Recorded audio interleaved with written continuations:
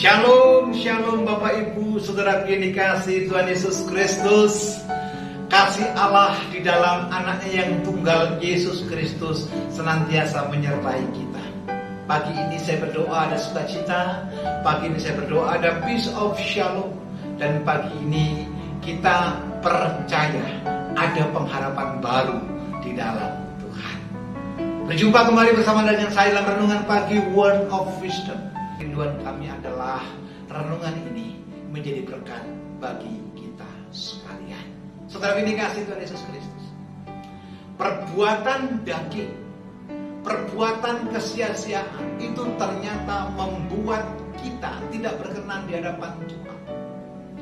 Perbuatan-perbuatan yang melawan aturan-aturan Tuhan itu membawa kita kepada satu kegagalan yang luar biasa. Yang macam mana perbuatan yang dibenci oleh Tuhan? Saya akan bacakan dalam kitab Galatia. Galatia pasal yang kelima, ayat 19 dan 20. Jelas sekali nyata tuntunan Tuhan pagi hari ini. Perbuatan daging telah nyata, yaitu yang pertama adalah percabulan. Yang kedua adalah kecemaran, hawa nafsu, penyembahan berhala, sihir, perseteruan, perselisihan pun dikategorikan perbuatan daging yang Tuhan tidak berkenan di atasnya. Bahkan iri hati, percideraan, roh pemecah. Inilah perbuatan-perbuatan di mana kita, kalau itu kita lakukan, kita tidak akan pernah mendapat bagian dalam kerajaan surga. Tentu apa yang saya bacakan tadi ada di sekitar kita, ada dalam lingkungan kita. Sadar atau tidak, keberhasilan kita banyak orang yang iri. Sadar atau tidak, apa yang kita lakukan sering orang itu mencederai kita.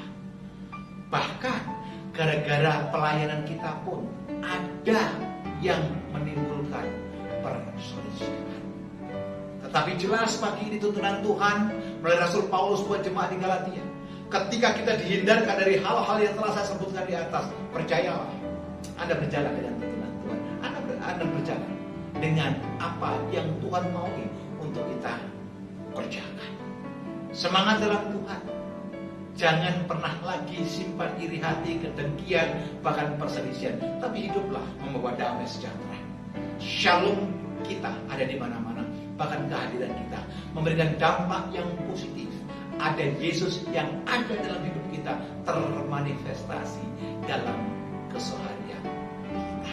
Kita datang kepada Tuhan. Kita berdoa. Bapa, di dalam nama Tuhan Yesus Kristus, terima kasih buat firman-Mu, terima kasih buat teguran-Mu, dan terima kasih buat arahan-Mu pagi ini atas kami. Jauhkan kami dari tindakan-tindakan kedagingan yang membuat kami tidak berkenan di hadapan-Mu. Jauhkan kami dari kegiatan-kegiatan yang menyakiti hati-Mu, sehingga hidup kami boleh berkenan di hadapan-Mu. Materaikan firman-Mu, dan biarlah kami dimampukan pula berjalan sesuai dengan kehendak-Mu. Di dalam nama Yesus, Tuhan yang hidup, Allah yang setia, kami berdoa dan mengucap syukur. Amin.